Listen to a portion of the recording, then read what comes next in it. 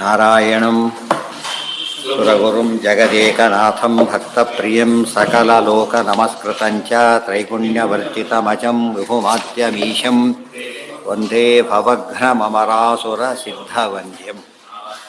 ನಾರಾಯಣಂ ನಮಸ್ಕೃತ್ಯ ನರಂ ಚೈವ ನರೋತ್ತಮಂ ದೇವೀಂ ಸರಸ್ವತೀಂ ವ್ಯಾಸಂ ತತೋ ಜಯಮುದೀರಯೇ. ನಾರಾಯಣಾಯ ಪರಿಪೂರ್ಣಗುಣಾರ್ಣವಾಯ ವಿಶ್ವೋದಯಸ್ಥಿತಿಲಯೋನ್ನಿಯತಿಪ್ರದಾಯ ಜ್ಞಾನಪ್ರದಾಯ ವಿಬುಧಾಸುರಸೌಖ್ಯದುಃಖಸತ್ಕಾರಣಾಯ ವಿತತಾಯ ನಮೋ ನಮಸ್ತೆ. ಓಂ ವಿಶ್ವಂ ವಿಷ್ಣುರ್ವಷಟ್ಕಾರೋ ಭೂತಭವ್ಯಪವತ್ಪ್ರಭುಃ ಭೂತಕೃದ್ಭೂತಭೃದ್ಭಾವೋ ಭೂತಾತ್ಮ ಭೂತಭಾವನಃ ಭೂತಾತ್ಮ ಪರಮಾತ್ಮ ಚ ಮುಕ್ತಾನಾಂ ಪರಮಾಗತಿಃ. ಅಚ್ಯುತಃ ಅದೇ ತಾನೆ. ಅಚ್ಯುತಃ ಪ್ರಥಿತಃ ಪ್ರಾಣಃ ಪ್ರಾಣದೋ ವಾಸವಾನುಜಃ ಅಪಾಮೃತಿಧಿಷ್ಠಾನಂ ಅಪ್ರಮತ್ತ ಪ್ರತಿಷ್ಠಿತಃ. ಅಚ್ಯುತಃ ಓಂ ಅಚ್ಯುತಾಯ ನಮಃ. ಪ್ರಥಿತಃ ಪ್ರಥಿತಾಯ ನಮಃ. ಪ್ರಾಣಃ ಪ್ರಾಣಾಯ ನಮಃ. ಪ್ರಾಣದಃ ಪ್ರಾಣದಾಯ ನಮಃ. ವಾಸವಾನುಜಃ ವಾಸವಾನುಜಾಯ ನಮಃ. ಅಪಾಮ್ನಿಧಿಃ ಅಪಾಮ್ನಿಧಯೇ ನಮಃ. ಅಧಿಷ್ಠಾನಂ ಅಧಿಷ್ಠಾನಾಯ ನಮಃ. ಅಪ್ರಮತ್ತಃ ಅಪ್ರಮತ್ತಾಯ ನಮಃ. ಪ್ರತಿಷ್ಠಿತಾಯ ನಮಃ. ಅಚ್ಯುತಃ ನಾಚ್ಯುತಃ ಅಚ್ಯುತಃ ಚ್ಯುತನಾಗದೇ ಇರುವವನು. ಪದಚ್ಯುತರಾದರು ಕೇಳಿದೆ ಇದನ್ನು. ಪದಚ್ಯುತರಾದರು ಏನರ್ಥ? ಪದವಿ ಹೋಯಿತು ಅಂತ ಅರ್ಥ. ಅದು ಇಲ್ಲಿ ಅಚ್ಯುತ ಪರಮಾತ್ಮ ಎಂದು ಚ್ಯುತನಾಗದವನು. ನಾರಾಯಣತ್ವ ಇದೆ ಎಂದಾರು ಹೋಗುತ್ತಾ? ಅದು ಹೋಗೋದು. ಯಾವ ಗುಣಗಳು ಪರಮಾತ್ಮ ಯಾವ ಕಾಲಕ್ಕೆ ಹೋಗೋದಲ್ಲ. ಅದ್ರ ಅಚ್ಯುತಃ ಅಚ್ಯುತೋ ಯೋ ಗುಣೈ ನಿತ್ಯಮೇ ವಾಖಿಲೈ. ಎಲ್ಲಿದೆ? ಎಲ್ಲೋ ಕೆಡದಾಗಿದೆ, ಎಲ್ಲೋ ಕೆಡದಾಗಿದೆ. ನಿತ್ಯ ಹೇಳೋದು. ಪ್ರಥಿತಃ ಅಚ್ಯುತಃ. ಇದರಲ್ಲಿ ಒಂದು ಮಾತು ಬರುತ್ತೆ ಕೃಷ್ಣಾವತಾರಣದಲ್ಲಿ. ಯಾರು ಹರಿರೂಪಂ ಮುಖೇ ನಾಮ ನೈವೇದ್ಯ ಮುದರೇ ಹರೇಹೇ ಪಾದೋತ್ಕಂಚ ನಿರ್ಮಾಲ್ಯಂ ಯಶಸ್ಸೋ ಅಚ್ಯುತಃ ಅಂತ ಕರೆದಿದ್ದ. ಯಾರು ದೇವರ ಪಾದೋದಕ ನಿರ್ಮಾಲ್ಯ ಧರಿಸಿರ್ತಾರೋ ಅವರು ಅಚ್ಯುತರು. ಇವರು ಅವರೆಲ್ಲ ದೇವರು. ಎಷ್ಟೋ ಜನ ತಿರುಪತಿಗೆ ಹೋದವರು, ಹೊಸ್ದಾಗಿ ಹೋದವರು ಜೈವಿದ್ಯರು ನೋಡಿ ನಮಸ್ಕಾರ ಬಂದುಬಿಟ್ರಾಗೋ ಹಾಗೆ ನೋಡಿದ್ದು ದೊಡ್ಡ ಇದು ಕಾಣಿಸುತ್ತೆ. ಆ ರೀತಿ ಆಗುತ್ತೆ. ಸಾದೃಶ್ಯ ಅಂತ ಏನಿಲ್ಲ ಅದರಲ್ಲಿ, ತಪ್ಪು ಕಲ್ಪನೆ. ಹಾಗೆ ಮಾಡಬಾರ್ದು. ಅದೇ ರೀತಿಯಲ್ಲಿ ಅಚ್ಯುತನಂತೆ ಏನಿರ್ತಾರೋ ಅವರು ಚ್ಯುತರಾಗದೆ ಉಳಿತಾರೆ. ತಮ್ಮದೇನಿದೆ ಇಷ್ಟೊಂದು ಕಳ್ಕೊಂಡಿದ್ರು ಅವರು. ಸಂಸಾರ ಎಲ್ಲ ಮುಚ್ಚೋಗ್ಬಿಟ್ಟಿತ್ತು ಅಜ್ಞಾನದಿಂದಾಗಿ. ಸರಿ ಹೋಯ್ತು. ಇನ್ಮೇಲೆ ಚ್ಯುತಿ ಇಲ್ಲ ಅವರಿಗೆ. ಮುಕ್ತರಾದ್ಮೇಲೆ ಏನಿಲ್ಲ ಅವರಿಗೆ, ವಾಪಸ್ ಬರೋದಿಲ್ಲ. ಚ್ಯುತಿ ಇಲ್ಲ. ಅರ್ಥ ಮಾಡಬೇಕೇ ಹೊರತು ಅವರು ಅಚ್ಯುತರಾಗಿಬಿಡ್ತಾರೆ ಅಂತ ಅರ್ಥ ಮಾಡಬಾರ್ದು.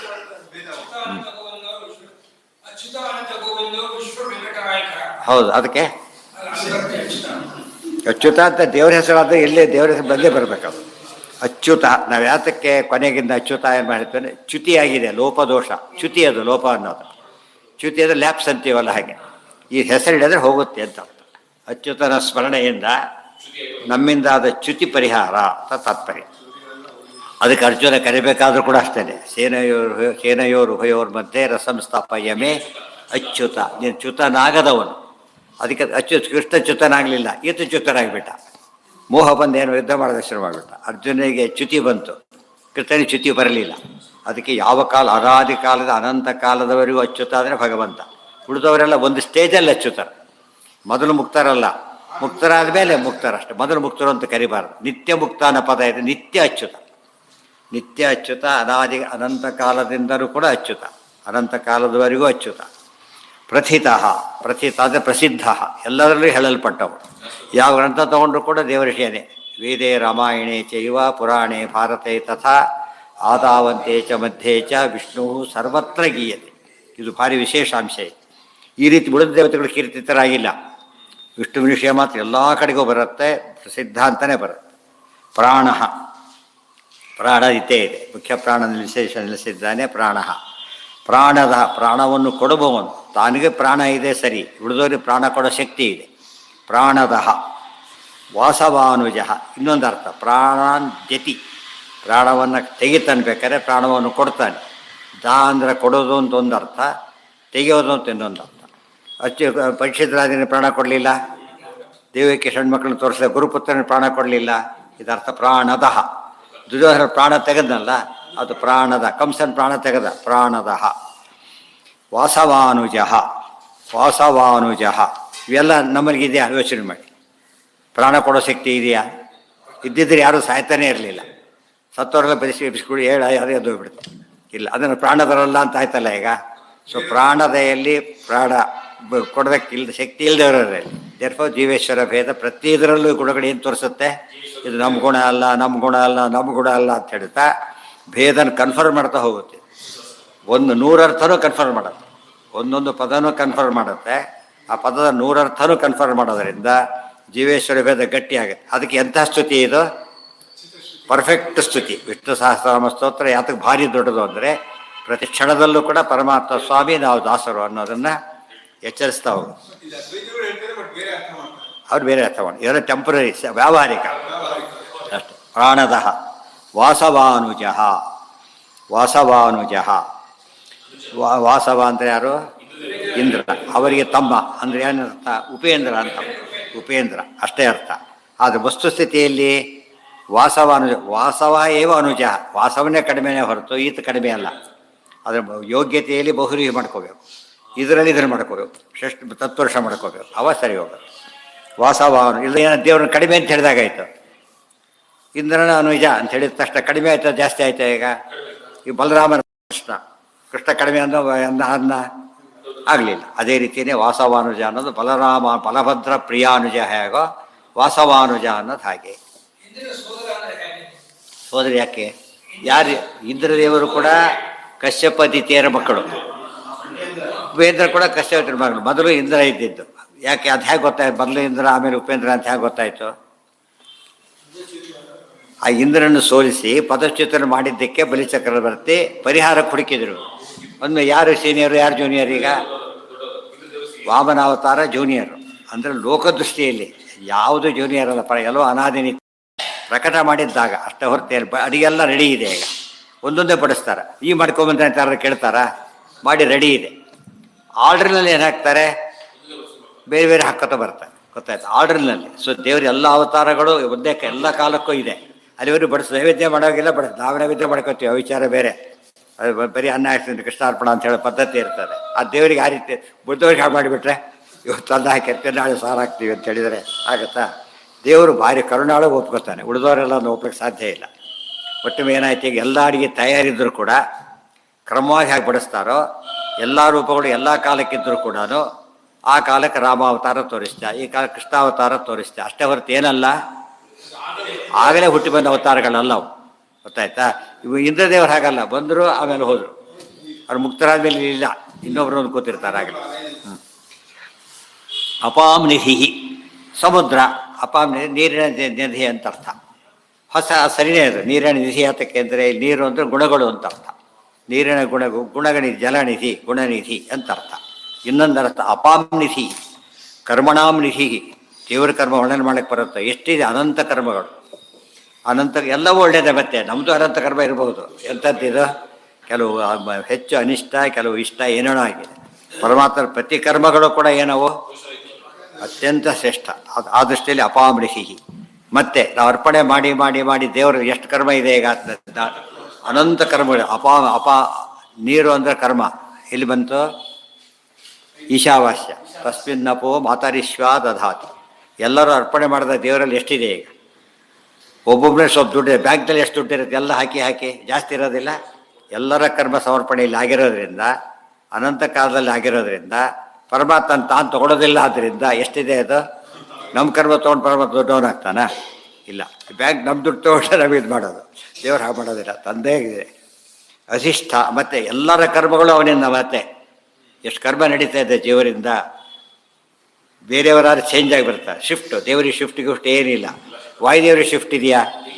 ಇಲ್ಲ, ಸಾಧ್ಯನೇ ಇಲ್ಲ. ಇವೆಲ್ಲ ಯೋಚನೆ ಮಾಡಿದರೆ ಶಿಫ್ಟ್ಲೆಸ್ ಅವರಿಬ್ಬರು ಕೂಡ. ಆತ ವಾಯುದೇವರು ಚೇಂಜ್ ಆಗ್ತಾರೆ, 24 hours ಇರ್ತಾರೆ. ಆದರೆ ಪರಮಾತ್ಮ ಚೇಂಜು ಆಗೋದಿಲ್ಲ, 24 hours ಇರ್ತಾರೆ. ಅಪಾಮ ನಿಧಿ. ಇಷ್ಟೆಲ್ಲ ಕರ್ಮಗಳನ್ನು ಮಾಡಿಸಿದ್ರು ಕೂಡ ನಿರ್ಲಿಪ್ತ. ಒಂದೆರಡು ಕರ್ಮ ಮಾಡೇ ನಮಗೆ ಪ್ರಾಬ್ಲಮ್ಮು.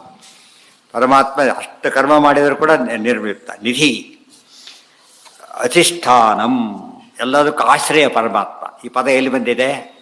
ಅಧಿಷ್ಠಾನಂ ತಥಾ ಕರ್ತ ಕರಣಂಚ ಪೃಥಕ್ ವಿಧಂ ಬಂದಿದೆ. ಎಲ್ಲದಕ್ಕೂ ಅಧಿಷ್ಠಾನ ಪರಮಾತ್ಮ. ಈ ಪದದಿಂದ ಏನಾಗುತ್ತೆ ಅಂದರೆ ಐದು ಏನು ಹೇಳಿದ್ರಲ್ಲ, ಅದರಲ್ಲಿ 5 ಕೂಡ ಈಕ್ವಲ್ ಅಲ್ಲ.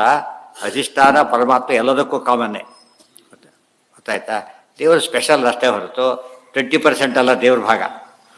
5 ಹೇಳಿದಾರಲ್ಲ, 100 20% ಅಂತ ಹೇಳಬಾರ್ದು. ದೇವ್ರದ್ದೆಷ್ಟು?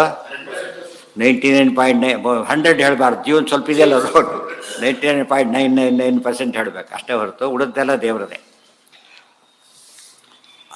ಅಪ್ರಮತ್ತ ದೇವರೇ ಮತ್ತನಾಗಿಲ್ಲ, ಪ್ರಮತ್ತನಾಗಿಲ್ಲ, ನ ಅಪ್ರಮತ್ತ ಎಂದು ಪ್ರಮತ್ತನಾಗಿಲ್ಲ. ಈ ರಾವಣಾದಿಗಳು ಏನಾಗ್ತಾ ಇದ್ರು? ಹೊರ ತೊಗೊಳ್ಳೋದು ಪ್ರಮತ್ತನಾಗೋದು, ಕಂಡವ್ರು ಹೊಡೆದಾಡ್ಕೊಂಡು ಓಡಾಡ್ತಿದ್ರು. ಹಾಗೆ ಮಾಡಲಿಲ್ಲ ದೇವರು. ಆ ರೀತಿ ಮಾಡೋದ್ರೆ ದೇವ್ರು ಏನು ಮಾಡ್ಬೋದಾಗಿತ್ತು? ಗೊತ್ತಾಯ್ತಾ? ಯಾರು ಇಲ್ಲದೆ ಅಂತ ಮಾಡಿಬಿಡ್ತಿದ್ರು, ಮಾಡಲಿಲ್ಲ. ಅಪ್ರಮತ್ತ. ಆಮೇಲೆ ಪ್ರತಿಷ್ಠಿತ. ಪ್ರತಿಷ್ಠಿತ, ಎಲ್ಲರೂ ಪ್ರತಿಷ್ಠಿತನಾಗಿದ್ದಾರೆ. ಪ್ರತಿಷ್ಠಿತನಾಗಿ ಸ್ಥಿರವಾಗಿ ನೆಲೆಸಿದ್ದಾನೆ ಅಂತ. ಪ್ರತಿಷ್ಠೆ ಆಯಿತು ಅಂದ್ರೆ ಏನರ್ಥ?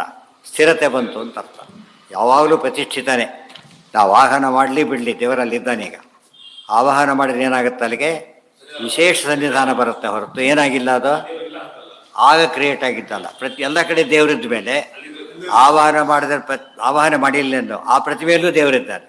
ಅದು ಇದು ಆವಾಹನೆ ಯಾತಕ್ಕೆ ಮಾಡ್ಬೇಕಂದ್ರೆ ಸನ್ನಿಧಾನ ವಿಶೇಷ. ಬಂದವರು ಕೂಡ್ತಾರೆ. ಕೂಡಿ ಅಂತ ಹೇಳಿದಾಗ ಏನಾಯ್ತು? ಈಗ ಕೆಲ ಕಡೆ ಹೋದಾಗ ಕೂಡಿ ಅಂತ ಹೇಳೋರ್ಗೂ ಕೂಡಬಾರ್ದು, ಅವ್ರು ಹೇಳಬೇಕು. ಇದು ಕೊಡಬಾರ್ದು, ಗೌರವ ಅಲ್ಲ. ಕೂಡಿ ಅಂತ ಹೇಳಬೇಕು. ಆಮೇಲೆ ಸಿಟ್ಟು ಬೈಲಕ್ಕೆ ಬಂದಿರ್ತಾರೆ, ತಾರೆ ಕೂತ್ಬಿಡ್ತಾರೆ ಬಂದು. ಯಾಕಂದ್ರೆ ಅವನ ರೈಟ್ ಇದೆ ಕೊಡೋದಕ್ಕೆ. ಇಲ್ಲಿ ಕರೆದಾಗ ಅತಿಥಿ ಇವರು, ಅವ್ರು ಹೇಳಿ ಟೇಕ್ ಯುವರ್ ಸೀಟ್ ಅಂತ ಹೇಳಬೇಕು. ಅವಾಗ ಮನೆ ತೊಗೊಂಡೋಗಿ ಅಂತ ಅರ್ಥ ಅಲ್ಲ. ಟೇಕ್ ಯುವರ್ ಸೀಟ್ ಅಂದರೆ ಇವತ್ತಿನ ಮಟ್ಟಿಗೆ ಕೊಡಬಹುದು ನೀವು ಅಂತ ಅರ್ಥ. ಈ ರೀತಿಯಲ್ಲಿ ಪ್ರತಿಷ್ಠಿತ. ಅಚ್ಯುತಃ ಪ್ರಥಿತಃ ಪ್ರಾಣಃ ಪ್ರಾಣದೋ ವಾಸವ. ಅದಕ್ಕೆ ಇನ್ನೊಂದು ಅರ್ಥ ಇದ್ದೇನೆ, ಪ್ರಾಣದೋ ಅವಾಸವಾನುಜ. ವಾಸವಾನುಜ ಅಲ್ಲ ಅಂತ, ಯಾಕೆ ಮೊದಲೇ ಅವತಾರ ಮಾಡಿರೋದು ವಾಸವಾನುಜ ಅಲ್ಲ. Very simple. ಅಪಾಮ್ನಿಸಿ ಶ್ರೇಷ್ಠಾನಂ ಅಪ್ರಮತ್ತ ಪ್ರತಿಷ್ಠಿತ. ನೆಕ್ಸ್ಟ್ ಸ್ಕಂದ. ಸ್ಕಂದಧರೋ ಧುರ್ಯೋ ವರದೋ ವಾಯುವಾಹನ ವಾಸುದೇವೋ ಬೃಹದ್ಭಾನು ಆದಿದೇವ ಪುರಂದರ. ಸ್ಕಂದ. ಸ್ಕಂದಧರಾಯ ನಮಃ. ಸ್ಕಂದಾಯ ನಮಃ. ಸ್ಕಂದಧರಾಯ ನಮಃ. ಧುರ್ಯಾಯ ನಮಃ. ವರದಾಯ ನಮಃ. ವಾಯುವಾಹನಾಯ ನಮಃ. ವಾಸುದೇವಾಯ ನಮಃ. ಬೃಹದ್ಭಾನವೇ ನಮಃ. ಬೃಹದ್ಭಾನಾಯ ನಮಃ. ಬೃಹದ್ಭಾನವೇ ನಮಃ. ಆಮೇಲೆ ಭಾನು ಆದಿದೇವಾಯ ನಮಃ. ಪುರಂದರಾಯ ನಮಃ. ಹೆಚ್ಚಿದರಲ್ಲಿ ಆಕಾರ ಅಂತ ಬರೋದ್ರಿಂದ ಸುಲಭ. ಬೇರೆ ಬಂದಾಗ ಹುಷಾರಾಗಿರ್ಬೇಕು, ಅದೇ ಅಭ್ಯಾಸ ಹೋಗ್ಬಿಡೋದು. ಸ್ಕಂದ ಸ್ಕಂದಧರ. ಆಕಾರ ಯಾಕೆ ಬರುತ್ತೆ ಅಂದರೆ ದೇವರಿಗೆ ಆ ಅಂತಲೇ ಹೆಸರು. ಆ ಇತಿ ಬ್ರಹ್ಮ. ಆದ್ದರಿಂದ ಆಕಾರ ಸ್ಪೆಸಿಫಿಕ್ ಆಗಿ ಮತ್ತೆ ದೇವರು ಹೇಳುತ್ತೆ. ಸ್ಕಂದ. ಸ್ಕಂದ ಅಂದರೆ ಸ್ಕಂದ ಇದ್ದಾನೆ. ಆತ್ನಲ್ಲಿ ಇದ್ದೇನು ಮಾಡ್ತಾನೆ ಪರಮಾತ್ಮ? ಸ್ಕಂದತ್ವ ಕೊಟ್ಟಿದ್ದಾನೆ, ಅಪಾಯಿಂಟ್ ಮಾಡಿದ್ದಾನೆ. ಎಲ್ಲೋ ಹೋಗ್ಬಿಡ್ತಾ ಇದ್ದ. ಅಪಾಯಿಂಟ್ ಮಾಡೋನಿಗೆ ಮೇಲಿರ್ತಾನೆ ಕಂಡಿರ್ತಾನೆ. ಅಪಾಯಿಂಟ್ ಮಾಡೋನು ಯಾವಾಗಲೂ ಮೇಲಿನವನು. ಅಂದರೆ ಈ ಪವರ್ ಅವರಲ್ಲಿದೆ ಅಂತ ಅರ್ಥ. ಅರ್ಥಾತ್ ಈ ಪವರ್ ಅವರಲ್ಲಿ ಇರೋದ್ರಿಂದಾನೆ ಸ್ಕಂದತ್ವಪ್ರದ ಸ್ಕಂದನಲ್ಲಿತ್ತು. ಸ್ಕಂದಧರ, ಸ್ಕಂದನನ್ನು ಧರಿಸಿದ್ದಾನೆ. ಸೃಷ್ಟಿ ಮಾಡಿ ಬಿಟ್ಟುಬಿಟ್ಟಿಲ್ಲ. ಆಮೇಲೆ ಏನು ಮಾಡ್ತಾನೆ? ಮಗುವನ್ನೇ ಪೋಷಣೆ ಮಾಡಬೇಕು. ಒಂದು ಸ್ಟೇಜ್ ಮೇಲೆ ಅವನೇ ಪೋಷಣೆ ಮಾಡ್ತಾನೆ. ಇವ್ರು ಮಾಡಬೇಕಾಗಿಲ್ಲ. ದೇವ್ರು ಹಾಗಲ್ಲ, ಯಾವಾಗಲೂ ಕೂಡ ಏನು ಮಾಡ್ತಾನೆ? ಯಾವಾಗಲೂ ಧಾತಾನೆ. ಮೊದಲು ಇವರು ತಂದೆ ತಾಯಿ ಮೇಲೆ ಮಗು ಡಿಪೆಂಡೆಂಟ್, ಆಮೇಲೆ ಅವ್ರ ಮೇಲೆ ಇವರು ಡಿಪೆಂಡೆಂಟ್. ದೇವರಲ್ಲಿ ಆ ಪ್ರಶ್ನೆ ಇಲ್ಲ. ಯಾವಾಗಲೂ ಧಾತ ವಿಧಾತ ಅಷ್ಟೇ ಹೊರತು ಬೇರೆ ಇಲ್ಲ. ಧುರ್ಯ. ಧುರ್ಯ ಅಂದರೆ ಪ್ರಮುಖ. ಧುರ್ಯ ಭಾರ ಹೊತ್ತವನು, ಎಲ್ಲ ನೇತಾರ ಅಂತ ಅರ್ಥ. ವರದಃ. ವರದಃ ಅಲ್ಲಿ ಎರಡರ್ಥ. ಮತ್ತೆ ವರವನ್ನು ಕೊಡುವವನು, ವರವನ್ನು ತೆಗೆಯುವವನು. ವರವನ್ನು ಕೊಡ್ತಾನೆ, ವರವನ್ನು ತೆಗಿತಾನೆ. ಅದಕ್ಕೆ ಅರಿಗಳಿಗೆ ವರ ಬೀಬರಿಬ್ಬ, ಹಗೆಗಳಿಗೆ ವರ ಬೀಬರಿಬ್ಬರು ತೆಗೆಯಲರಿಯರು ಕೊಟ್ಟ ವರಗಳ. ಕನಕದಾಸ ಹೇಳ್ತಾರೆ. ವರ ಕೊಟ್ಬಿಡ್ತಾರೆ, ಅದು ವಾಪಸ್ ಒಳಗೆ ಬರೋದಿಲ್ಲ. ಎಲ್ಲಿ ಕ್ಲಿಯರಾಗಿ ಕಾಣುತ್ತೆ? ಭಸ್ಮಾಸುರನ ಪ್ರಸಂಗದೊಳಗೆ ಯಾರ ತಲೆ ಮೇಲೆ ಕೈ ಇಡ್ತೇನೋ ಅವ್ರು ಸಾಯ್ಬೇಕು. ಹೂ ಅಂದ್ಬಿಟ್ರು. ನಿಮ್ಮ ತಲೆ ಮೇಲೆ ಇಡ್ತೀನಿ ಅಂತ ಒಳಗೆ ಶುರು ಮಾಡೋದು. ವಾಪಸ್ ತೊಗೊಳ್ತೇನೆ ಹೇಳಕ್ಕೆ ಬರಲಿಲ್ಲ. ಅರ್ಥ ಆಯ್ತಾ? ನಾವೇನೇ ಪೋಸ್ಟ್ ಬಾಕ್ಸ್ ವಾಪಸ್ ಒಳಗೆ ಬರೋದಿಲ್ಲ. ಗೊತ್ತಾಯ್ತಾ? ಇದೆಲ್ಲ ಬ್ಯಾಲೆಟ್ ಪೇಪರ್ ಕ್ಲೋಸ್ ಮಾಡಿಬಿಡ್ತಾರಲ್ಲ, ಬಿಡುತ್ತೆ. ತೆಗೆದು ಅಪರಾಧ. ಆಮೇಲೆ ತೇಲ ಬರೋದಿಲ್ಲ ಬೇರೆ, ತೆಗಿಬಾರದು ಬೇರೆ. ಕೆಲವು ತೆಗಿಬಾರದು, ಕೆಲವನ್ನ ತೆಗಿಲಿಕ್ಕಾಗೋದಿಲ್ಲ. ಆ ಅರ್ಥದಲ್ಲಿ ಪರಮಾತ್ಮ ಏನಾಗಿದ್ದಾನೆ? ವರ ಕೊಡ್ತಾನೆ, ವರ ತಗೊಳ್ತಾನೆ ಬೇಕಾದ್ರೆ. ಅಷ್ಟೇ ಇಲ್ಲ, ಅವರಿಗೆ ತಾವು ಕೊಟ್ಟು ವರ ತಾವು ವಾಪಸ್ ಒಳಗೆ ಬರಲಿಲ್ಲ. ಪರಮಾತ್ಮ ಅವ್ರು ಕೊಟ್ಟು ವರನು ತೆಗೆದಾಕ್ತಾನೆ. ಗೊತ್ತಾಯ್ತು? ಅವ್ರು ಕೊಟ್ಟು ವರ ತೆಗೆದಾಕೋದ್ರಿಂದ ಎಷ್ಟು ಶಕ್ತಿ ಬಂತಾಗ. ಆ ದೇವ್ರು ಹಾಗಲ್ಲ. ಎಲ್ಲರ ವರವನ್ನು ತಾನು ತೆಗೆದುಹಾಕ್ತಾನೆ. ಇಲ್ಲಿ ಭಾರಿ ಕೆಲವರು ಅಪಾಯಿಂಟ್ ಮಾಡಿರ್ತಾರೆ, ಮೇಲೆ ತೆಗೆದುಹಾಕ್ಬಿಡುತ್ತಲ್ಲ, ಇನ್ವ್ಯಾಲಿಡ್ ಆದರೆ ಬೋಧಬೇಕಷ್ಟೇ. ಏನ ಹಾಂ ನೀವೇ ಹೇಳಿ, ಆ ಸ್ಕಂದ ಯಾರು? ಯಾವ ದೇವತೆ? ಯಾರಾತ? ಕಾಮ. ಸನತ್ ಕುಮಾರ ಅವತಾರನೇ, ಮೂಲ ರೂಪ ಕಾಮ. ಷಣ್ಮುಖನ ಆತ್ಮೆ ಕಾಮ, ಮೂಲ ರೂಪ ಕಾಮ ಅಂತ ಹೇಳಿದ್ರು. ಗೊತ್ತಾಯ್ತಾ? ಸ್ಕಂದ ಸರಹ ಅಂದಿರುತ್ತೆ. ಅವು ಹಾಗಿದ್ರೆ ಯಾಕೆ ಹೇಳಿದರು? ಹಿಂದೆ ಏನು ಹೇಳಿದ್ದಾರೆ? ಕಾಮಪ್ರಲ್ಲಿ ಹೇಳಿಬಿಟ್ಟಿದ್ದಾರೆ, ಕಾಮಜನಕ ಹೇಳಿದ್ದಾರೆ. ಮತ್ತೆ ಯಾಕೆ ಹೇಳಬೇಕಿಂದ ಕೇಳಿದರೆ, ಮೂಲ ರೂಪಕ್ಕೂ ತಾನೇ ತಂದೆ, ಅವತಾರ ರೂಪಕ್ಕೂ ತಾನೇ ತಂದೆ. ಮತ್ತೆ ಈಗ ಅರ್ಥ ಆಯ್ತಾ? ಈಗ ಟಿಕೆಟ್ ಕೂತಿದ್ದೆ, ನನ್ನ ಸೀಟ್ ಅಷ್ಟೇ, ಇಳಿದ್ಮೇಲೆ ಬೋಧೋದು ಕತೆ. ಯಾರ್ದು ಬಸ್ ಅದು? ಓನರ್ದಷ್ಟೇ. ಅರ್ಥ ಆಯ್ತಾ? ಈಗ ಕೊಟ್ಟು ಮಾರಿದ ಮೇಲೆ ಇಲ್ಲ, ಮಾರಿದ ಮೇಲೆ ಅವನ ಓನರ್ಶಿಪ್ ಇಲ್ಲ. ದೇವ್ರು ಹಾಗಲ್ಲ, ಯಾವ ಕಾಲಕ್ಕೂ ದೇವರು ಕೊಟ್ಟು ತೊಗೊಳ್ಳೋರು ಯಾರಿದ್ದಾರೆ? ಶಕ್ತಿ ಯಾರಿಗಿದೆ? ಎಲ್ಲವೂ ಎಲ್ಲ ಕಾಲಕ್ಕೂ ದೇವರದೇ ಹೊರತು ಬೇರೆ ಅಲ್ಲ. ಸೊ ಮೂಲರೂಪ ಸೃಷ್ಟಿಗೂ ಆತನೇ ಬೇಕು, ಅವತಾರ ಸೃಷ್ಟಿಗೂ ಆತನೇ ಬೇಕು, ಅವತಾರಗಳ ಸೃಷ್ಟಿಗೂ ಬೇಕು. ಪ್ರದ್ಯುಮ್ನ ಹುಚ್ಚ ಸ್ಪಂದ ಕಾಣಿಸುತ್ತೆ ನಮಗೆ. ಆದ್ರೆ ಸ್ಕಂದ ಯಾರ ಮಗ? ರುದ್ರದೇವ್ರ ಮಗ. ಆದರೆ ಈತನಿಂದಲೇ ಬಂದಿರೋದು. ಮತ್ತೆ ಅದು ಪ್ರತಿಯೊಬ್ಬರು ಯಾರೇ ಮಕ್ಕಳಾದರೂ ಮೊದಲು ಮೂರು ಯಾರ ಮಕ್ಕಳು ಫಸ್ಟ್ ಅವರು? ಅದಕ್ಕೆ ಹರಿರೇವ ಪರಹ, ಹರಿರೇವ ಗುರುಹು, ಹರಿರೇವ ಜಗತ್ ಪಿತೃಮಾತೃ ಗತಿ. ಮೂಲ ತಂದೆ ಎಲ್ಲರಿಗೂ ಎಲ್ಲ ಕಾಲಕ್ಕೂ. ಔಪಚಾರಿಕ ತಂದೆ ಅಲ್ಲ, ಈ ತಂದೆನೇ ಔಪಚಾರಿಕ. ನಿಜವಾದ ತಂದೆ ಯಾರು? ದೇವರೇ ಹೊರತು ಬೇರೆ ಅಲ್ಲ. ತಗೊಳ್ಳೋದಿಲ್ಲ, ತಗೊಳ್ಳೋ ಶಕ್ತಿ ಇದೆ, ತಗೊಳ್ಳೋದಿಲ್ಲ. ಯಾಕೆ? ಉಳಿದವ್ರು ಯಾತಕ್ಕೆ ಪ್ರಸಂಗ ಬರುತ್ತೆ? ಇಲ್ಲ, ಯಾಕಿಲ್ಲ ಹೇಳಿ ನೋಡೋಣ. ಅಲ್ಲ, ಕೊಟ್ಟು ವಾಪಸ್ ತಗೊಳ್ಳೋದು ದೋಷ, ಅದು ದತ್ತಾಪಹರಣ ದೋಷ. ಅದು ಅನಿವಾರ್ಯವಾದ ತಗೋಬೇಕಾಗತ್ತೆ. ಅವ್ರಿಗೆ ತೊಗೊಳಕ್ಕಾಗೋದೂ ಇಲ್ಲ. ಬ್ರಹ್ಮದೇವರು ಯಾಕೆ ಅವ್ರಿಗೆ ತೊಗೊಳ್ಳೋ ಶಕ್ತಿ ಇದೆ, ತೊಗೊಳೋದಿಲ್ಲ. ಯಾಕೆ? ದೇವರು ಮಾಡಿ ತಾನು ನನಗಿಂತ ಶ್ರೇಷ್ಠ ಅಂತ ತೋರಿಸ್ಲಿ ಅಂತೇಳಿ. ಇವ್ರಿಗೆ ಶಕ್ತಿ ಇಲ್ಲ ಇವರಿಗೆ. ವರದ ಕಾಮ ಮೂಲ. ಸ್ಕಂದ ಹುಟ್ಟಿದ್ದು ಶಿವನ ಮಗನಾಗಿ ಹುಟ್ಟಿದ್ದು ಸ್ಕಂದ, ಅವತಾರ, ಅದು ಮೂಲ ರೂಪ. ಅದು ವರದಃ ವಾಯುವಾಹನ. ವರವನ್ನು ಕೊಡ್ತಾನೆ, ವರವನ್ನು ತೆಗಿತಾನೆ. ವಾಯುವಾಹನ. ನೋಡಿ, ಗರುಡ ವಾಹನನಾದಾಗಲೂ ವಾಯುವಾಹನನೇ. ಒಮ್ಮೆ ಗರುಡ ವಾಹನ, ಒಮ್ಮೆ ವಾಯುವಾಹನ ಅಲ್ಲ. ಯಾಕೆ? ಗರುಡ ಉಸಿರಾಡಬೇಕಲ್ಲ.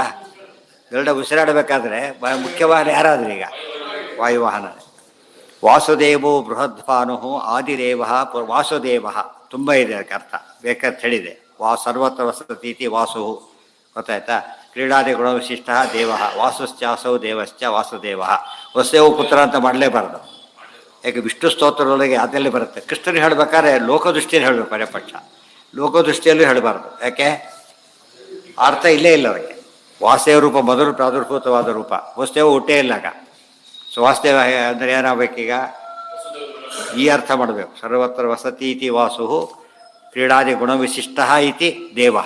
ಎರಡು ಸೇರಿ ವಾಸುದೇವ. ಬೃಹದ್ಭಾನು. ಬೃಹದ್ಭಾನು ಆದಿದೇವ. ಬೃಹದ್ಭಾನು, ಸಣ್ಣ ಭಾನು ಅಲ್ಲ, ದೊಡ್ಡ ಭಾನು.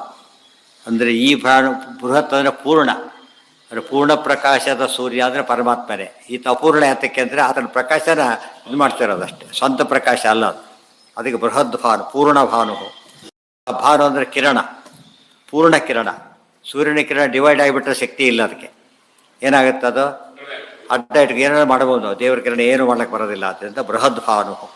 ಮತ್ತು ಆ ಭಾನುವನ್ನು ನಿಯಂತ್ರಣ ಮಾಡಿದ, ಇದ್ದಾಗಲೇ ಕಾಣದಂತೆ ಮಾಡಿಬಿಟ್ಟ. ಸೊ ಯಾರು ದೊಡ್ಡ ಭಾನು ಈಗ? ಇತ್ತಪ್ಪ ದೊಡ್ಡ ಭಾನು. ಆದಿದೇವ. ಆದಿದೇವ, ಆದಿಯಿಂದನೂ ದೇವ ಇದ್ದ, ಯಾವತ್ತಿಂದ ಬಂದಿದೆ. ಇದೇ ಇರದೇ ಊರಲ್ಲಿ ಅಂತ ಹೇಳ್ತಾರೆ. ಇವರು ಯಾವಾಗ ಬಂದಿದ್ದಾರೆ? ಇಲ್ಲೇ ಹುಟ್ಟಿ ಬೆಳೆದಿದ್ದು ಇಲ್ಲೇ. ದೇವರ ಆದಿದೇವ, ಯಾವಾಗಲೂ ದೇವರಾಗಿದ್ದಾನೆ ಹೊರತು ಒಂದು ಕಾಲಕ್ಕೆ ದೇವರಾಗಲಿಲ್ಲ. ಪುರಂದರ. ಪುರಂದರ ಇಂದ್ರ, ಹೊಸ ಅರ್ಥ ಇಂದ್ರ. ಪುರಂದರ ಅಂತೇಳಿ ಪುರಂದರದಾಸ ಹೆಸರು ಕೇಳಿದ್ದೇವಲ್ಲ, ಅದು ಮುಖ್ಯ ಅರ್ಥ ಅಲ್ಲ ಅದು. ಪುರಂ ಧಾರಯತಿ. ಪುರಂ ಧಾರಣ ಅಂದ್ರೇನು? ಲಿಂಗ ಶರೀರನೇ ಭಂಗ ಮಾಡ್ತಾನೆ. ಲಿಂಗ ಶರೀರ ನಾಶ ಮಾಡೋದ್ರಿಂದ ಪುರಂದರ. ಮತ್ತು ಉಳಿದೆಲ್ಲ ದೇಹ ತೆಗೆದಾಕ್ಬಿಡ್ತಾರೆ, ಮೂಲ ರೂಪ ಮಾತ್ರ ಉಳಿಸ್ತಾರೆ, ಮೂಲ ದೇಹ ಮಾತ್ರ ಉಳಿಸೋದ್ರಿಂದ ಪುರಂದರ. ಲಿಂಗಭಂಗ ಮಾಡೋ ಶಕ್ತಿ ಯಾರಿಗೂ ಇಲ್ಲ ಬೇರೆಯವರಿಗೆ.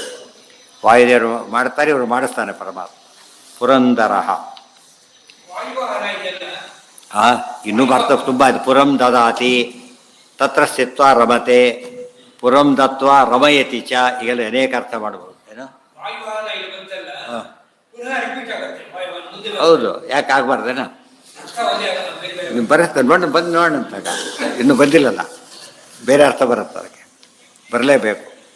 ಅಶೋಕಸ್ತಾರಣಸ್ತಾರ ಶೂರ ಶೌರಿರ್ಜನೇಶ್ವರ ಅನುಕೂಲ ಶತಾವರ್ತ ಪದ್ಮೀ ಪದ್ಮನಿಭೇಕ್ಷಣ. ಅಶೋಕ ತಾರಣ ತಾರ ಶೂರ ಶೌರಿ ಜನೇಶ್ವರ ಅನುಕೂಲ ಶತಾವರ್ತ ಪದ್ಮೀ ಪದ್ಮನಿಭೇಕ್ಷಣ. ಅಶೋಕ ಶೋಕರಹಿತ ನ ಶೋಕ ಅಸ್ಯ, ಅವನಿಗೆ ಶೋಕ ಇಲ್ಲ, ಅಷ್ಟೇ ಅಲ್ಲ ನಮಗೆ ಶೋಕ ಇಲ್ಲದಂತೆ ಮಾಡ್ತಾನೆ. ನ ಶೋಕ ಅಸ್ಯ ನ ಶೋಕ ಅಸ್ಮಾತ್, ಆತ ನಂಬಿದವರಿಗೇನಿಲ್ಲ, ಶೋಕ ಇಲ್ಲ. ಈ ಪ್ಲೇನಲ್ಲಿ ದುಡ್ಡು ಕೊಟ್ಟರೆ ಪ್ಲೇನ್ ವೇಗದಲ್ಲೇ ಹೋಗ್ತಾನೆ ಅವನು. ಪ್ಲೇನ್ ಬಿದ್ದೋಗಿ ನೋಡ್ಕೊಬಿಟ್ರೆ ಏನಾಗುತ್ತೆ, ಪ್ಲೇನ್ ಬಿದ್ದೋಗಿ ನೋಡ್ಕೊಳ್ಳೋಕೆ ಸಾಧ್ಯ, ಅದ್ರ ಜೊತೆಗೆ ಹೋಗ್ತಾರೆ. ದೇವರು ಹಾಗೆ ತಾನು ನಂಬಿದವರಿಗೆಂದು ಶೋಕ ಕೊಡೋದಿಲ್ಲ. ವೆರಿ ಸಿಂಪಲ್ ಅದು. ಹೀಟ್ರ್ ಬಂದು ಕೂತ್ರೆ ಹೇಗಿರುತ್ತೆ, ಅದು ಬಿಸಿ ಇದೆ, ನಮ್ಮನ್ನು ಬಿಸಿ ಮಾಡುತ್ತೆ. ಅದು ಫ್ರಿಜ್ಜಲ್ಲಿ ಕೈ ಇಟ್ಟಾಗ ತಣ್ಣಗೆ ಮಾಡುತ್ತೆ. ಕೆಲವು ಪದಾರ್ಥಕ್ಕೆ ಆ ರೀತಿ ಶಿಫ್ಟ್ ಮಾಡೋ ಶಕ್ತಿ ಇಲ್ಲ, ಕೆಲವಕ್ಕೆ ಆ ಥರ ಇದೆ. ದೇವರು ಹಾಗೆ ಮಾಡ್ತಾನೆ. ಬಂದಿದೆ ತತ್ರ ಕೋಮೋಹ ಕಶೋಕ ಏಕತ್ವ ಮನೋಪಶ ಕೋಟ್ ಮಾಡಬೇಕಾದ್ರೆ ನ ಶೋಕ ಅಸ್ಮಾತ್ ಅನ್ನೋದಕ್ಕೆ ಈತ ಯಾವ ಉಪನಿಷತ್ತದು, ಈಶಾವಾಶೋಪನಿಷತ್ ಹೇಳಬೇಕಲ್ಲಿ. ನ ಅಶೋಕ ತಾರಣ ತಾರ ಶೂರ ತಾರಾಯ ನಮಃ ತಾರಾಯ ನಮಃ ಬಂತಲ್ಲ, ಶೂರಾಯ ನಮಃ ಶೌರಯೇ ನಮಃ ಅದಾಯ್ತು. ತಾರಣ ಮುಂದೆ ಅನೇಕ ಅರ್ಥ ಇದೆ. ತಾರಕಾಣಂ, ತಾರರು ತಾರಕರು ಅಂದರೆ ಇನ್ನೊಬ್ಬರ ಆಪತ್ತನ್ನು ಪರಿಹಾರ ಮಾಡ್ತಾರಲ್ಲ, ಅವರಿಗೆ ಆನಂದ ಕೊಡ್ತಾರೆ ಪರಮಾತ್ಮ. ಅದು ಸರ್ವಭೂತ ದಯಾ ಪುಷ್ಪಂ. ನಾವು ಸುಖವಾಗಿರೋದು ಎಷ್ಟು ಮುಖ್ಯನೋ, ಉಳಿದವರನ್ನು ನೊಂದಿದ್ರೆ ಏನು ಮಾಡಬೇಕು, ಅವರಿಗೆ ಸಾಧ್ಯವಾದಷ್ಟು ದುಃಖ ಪರಿಹಾರ ಮಾಡಬೇಕು. ದೇವರಿಗೆ ಅತ್ಯಂತ ಪ್ರಿಯವಾದ ಸೇವೆ ಅದು, ಗೊತ್ತಾಯ್ತಾ. ಅವ್ರ ನೋವನ್ನು ಪರಿಹಾರ ಮಾಡಬೇಕು. ಖುಷಿ ಇದ್ದರೆ ಹೆಚ್ಚು ಮಾಡಬೇಕು, ಇನ್ನು ಕಡಿಮೆ ಮಾಡಬಾರ್ದು. ಏನು ಮಾಡಬೇಕು, ಅದಕ್ಕೇನು ಸಾವಧಾನ ದೊಡ್ಡ ಕೆಲಸ ಮಾಡಿದ ಅಭಿನಂದನೆ ಯಾತಕ್ಕೆ ಮಾಡ್ತಾರೆ, ಖುಷಿ ಏನಾಗುತ್ತಾಗ ಜಾಸ್ತಿ ಆಗುತ್ತೆ. ಅದು ಕೂಡ ಸಾಧನೆ ದೊಡ್ಡ ಭಾಗ. ಅದು ಇಲ್ಲ ಬರೀ ಕೈಯಲ್ಲಿ ಕಳಿಸೋದಿಲ್ಲ. ಯಾರು ಪಾಸಾಗಿದ್ದೀರಿ ರ್ಯಾಂಕ್ ಬಂದು ಇರ್ಬೋದಳೆ ಹೋಗೋದು ಕಳಿಸಲ್ಲ. ಹೌದಾ, ಅಟ್ಲೀಸ್ಟ್ ಕೊನೆ ಪಕ್ಷ ಒಳ್ಳೆ ಮಾತಾರು ಆಡ್ತಾರೆ. ಒಳ್ಳೆ ಬುದ್ಧಿವಂತ ಅಂತ ಹೇಳ್ತಾರೋ ಇಲ್ವೋ, ಏನು ಕೊಡ್ಲಿಕ್ಕೆ ಇಲ್ಲದೆ ಹೋದರೂ ಕೂಡ ಒಳ್ಳೆ ಮಾತು ಹೇಳ್ತಾರೋ ಇಲ್ಲೋ, ಆ ರೀತಿ ಹೇಳೋದು ಸುಖ ಕೊಡೋದು ದೇವರಿಗೆ ಆನಂದ ಆಗುತ್ತೆ. ಅಂದರೆ ಅನುಗ್ರಹ ಮಾಡ್ತಾನೆ ಅಂತ. ದೇವರಿಗೆ ಆನಂದ ಆಗೋದು ಅಂದರೆ ಅನುಗ್ರಹ ಮಾಡೋದು ಅಷ್ಟೇ. ತಾರಣ ಇನ್ನೂ ತುಂಬ ಅರ್ಥ ಇದೆ, ಒಂದು ಸಾಕು. ಆಮೇಲೆ ತಾರಹ ತರತೀತಿ ತಾರಹ ತಾರಯತೀತಿ ತಾರಹ, ತಾನು ದಾಟಿದ್ದಾನೆ ಸಂಸಾರವನ್ನು ದಾಟಿಸ್ತಾನೆ. ಇಲ್ಲಿ ಬಂದಿದೆ ಅದು, ತೇಷಾಮಹಂ ಸಮುದ್ಧರ್ತ ಮೃತ್ಯು ಸಂಸಾರ ಸಾಗರಾತ್ ಭವಾಮಿ ನಚಿರಾತ್ ಪಾರ್ಥ ಮಯ್ಯಾವೇಶಿತ ಚೇತಸ. ನೀನು ದಾಟಿ ಅವನೇನು ಬಂತು, ಭಾರಿ ಶ್ರೀಮಂತ, ನಮಗೇನು ಉಪಯೋಗ ಇಲ್ಲ, ಅವನೇನು ಕೊಡೋದಿಲ್ಲ, ಉಪಯೋಗ ಇಲ್ಲ. ಆ ದೇವರು ನಮ್ಮ ಥರ ಇಲ್ಲ ಅವನಿಗೆ, ಸರಿ ನಮಗೇನು ಪ್ರಯೋಜನ ಅಂತ ದಾಟಿಸ್ತಾನೆ, ಭಾರಿ ಮುಖ್ಯ. ಶೂರ ಶೌರ್ಯರ್ ಇವತ್ತೇನು ಡ್ರೈವ್ ಮಾಡೋಕ್ಕೆ ಬರುತ್ತೆ, ನಮಗೆ ಡ್ರೈವರ್ ಅಂತ ಕರೆಯೋದಿಲ್ಲ. ನಮ್ಮ ಕಾರಿದೆ ಡ್ರೈವ್ ಮಾಡೋಕ್ಕೆ ಬರುತ್ತೆ, ಡ್ರೈವರ್ ಅಲ್ಲ. ಇನ್ನೊಂದು ಬ್ಲಡ್ ಮಾಡಿದ್ರೆ ಡ್ರೈವರ್ ಆಗ್ತದೆ, ಗೊತ್ತಾಯ್ತಾ. ಇನ್ನೊಬ್ಬರನ್ನ ಡ್ರೈವ್ ಮಾಡಿದರೆ ಅದೇನಾಗುತ್ತೆ, ಅದು ಡ್ರೈವರ್. ಅದು ಪ್ರೈವೇಟ್ ವೆಹಿಕಲ್ ಬೇರೆ, ಪಬ್ಲಿಕ್ ವೆಹಿಕಲ್ ಬೇರೆ. ಪ್ರೈವೇಟ್ ವೆಹಿಕಲ್ ಅವನಿಗೆ ಅಷ್ಟೇ ಅದು, ಉಳಿದವರಿಗಾದರೆ ಅವನಿಗೆ ಬಂದರೂ ಉಪಯೋಗ ಇಲ್ಲ. ಅದನ್ನ ಮಾಡಿಸ್ಬೇಕು, ಕೆಲಸ ಮಾಡಿ ತೋರಿಸ್ಬೇಕು. ತಾರಹ ಅದು ತುಂಬ ಅರ್ಥ. ತಾರ ತರತಿ ಸಂಸಾರ ಮನೇನೈತೆ ತಾರಹ ಓಂಕಾರ, ಅದೆಲ್ಲ ಅರ್ಥ ಹೇಳಿದ್ದಾರೆ. ತಾರ ಶಬ್ದಕ್ಕೆ ಓಂಕಾರ ಅಂತ ಅರ್ಥ ಇದೆ. ಎಲ್ಲಿ ಬಂದಿದೆ ಅದು, ತತ್ರ ಸಾರಾಥ ಮೂಲ ತಾರಾಥ ಮೂಲತ್ವ ಸರ್ವಶಾಸ್ತ್ರಸ್ಯ ಚೇಷ್ಯತೆ ಅನುವ್ಯಾಖ್ಯಾನ. ತಾರಾಥ ಮೂಲತ್ವ, ತಾರ ಅಂದರೆ ಓಂಕಾರ ಮತ್ತು ಅಥ ಶಬ್ದ ಅಂಬೋದು ಇದೆ. ಅಲ್ಲಿ ಆಚಾರ್ಯರ ಮಾತು ಸರಿಯಾಗಿ ಗಮನಿಸಿದರೆ ಸ್ವಾರಸ್ಯ ಇದೆ. ಅದು ಅರ್ಥ ಆಯ್ತಾ, ಗಮನಿಸ್ಬೇಕು. ಏನು ಗಮನಿಸ್ಬೇಕು, ತಾರಾಥ ಮೂಲತ್ವ, ಮೊದಲು ಓಂಕಾರ ಆಮೇಲೆ ಅಥ ಬಂದಿರೋದು. ಮೊದಲು ಓಂಕಾರ ಆಮೇಲೆ ಅಥ ಇದೆ. ಆದ್ದರಿಂದ ಓಂಕಾರ ಇದೆ ಅಂತ ಆಚಾರ ಒಪ್ಪಿಗೆ ಆಗಲಿಲ್ಲ. ಈಗ ದೊಡ್ಡ ಗಲಾಟೆ, ಓಂಕಾರ ಇಲ್ಲ ಅಂತ ಇತ್ತೀಚೆಗೆ ಬರೀ ಗಲಾಟೆಗಳೇ. ಅವ್ರು ಕ್ಲಿಯರಾಗಿ ಹೇಳಿದ್ರು ಕನ್ಫ್ಯೂಸ್ ಮಾಡ್ತಾರೆ, ಅದು ಸ್ವಾರಸ್ಯ. ಕನ್ಫ್ಯೂಷನ್ ತೆಗಿಲಕ್ಕಂತ ಆಚಾರ ಬರೆದ್ರೆ ಅಲ್ಲೇ ಕಷ್ಟ. ತಾರಾಥ ಮೂಲತ್ವ, ಓಂ ಅಥಾಥೋ ಅವ್ರ ಹಾಗೆ ಇರಬೇಕು. ಒಂದು ಪಕ್ಷ ಅಲ್ಲ ಅದು. ಕೆಲವರು ಹೇಳಿದ ಭಾಷ್ಯದ ಪಕ್ಷ ಅಂತ ಒಂದು, ಅನುವ್ಯಾಖ್ಯಾನದ ಪಕ್ಷ ಎರಡು ಮಾಡಿಬಿಟ್ಟಿದ್ದಾರೆ ತುಂಬ ಜನ. ತಪ್ಪದು. ಆಚಾರ್ಯ ಹಾಗಿದ್ರೆ ಆಚಾರ್ಯಗೆ ಎಷ್ಟು ದೋಷ ಬರೋದಿಲ್ಲ. ಹಾಗಿದ್ರೆ ಇವ್ರು ಹೇಗೆ ನಂಬೋದು ಒಂದು ಸ್ವಲ್ಪ ಹೇಳ್ತಾ ಹೋಗಿಬಿಟ್ರೆ ಎಂಡ್ಲೆಸ್ ಆಗೋದಿಲ್ಲ. ತಪ್ಪದು. ಎರಡು ಪಕ್ಷನೂ ಒಂದೇ. ತಾರಾಥ ಮೂಲತ್ವ ಅನ್ನೋ ಪದ ಬೇರೆ ಅರ್ಥ ಮಾಡೋಕ್ಕೆ ಬರೋದಿಲ್ಲ. ಆದ್ದರಿಂದ ತಾರ ಫಸ್ಟು, ಅಥ ಆಮೇಲೆ. ಸೊ ಓಂಕಾರ ಅನ್ನೋದು ಸೂತ್ರ ಘಟಿತವಾಗಿದೆ ಹೊರತು ಪ್ರತ್ಯೇಕವಾಗಿಲ್ಲ. ಇಲ್ಲೊಂದು ಓಂಕಾರ ಇದರಿಂದ ಬರೋದು, ಯಾವುದು ಶ್ರುತಿ ಪ್ರಾಪ್ತವಾದ ಓಂಕಾರ. ಯಾವುದೇ ಕೆಲಸಕ್ಕೂ ಮೊದಲು ಏನಂತ ಹೇಳಬೇಕು, ಓಂ ಅಂತ ಓಂ ವಿಶ್ವವೇ ಓಂ ವಿಶ್ವಾಯ ನಮಃ ವಿಷ್ಣವೇ ನಮಃ ಓಂ ವಾಯುವಾಹನಾಯ ನಮಃ ಸೇರಿಸ್ಕೊಂಡು ಹೇಳು, ಅದರ ಪುಣ್ಯ ಜಾಸ್ತಿ ಬರುತ್ತೆ.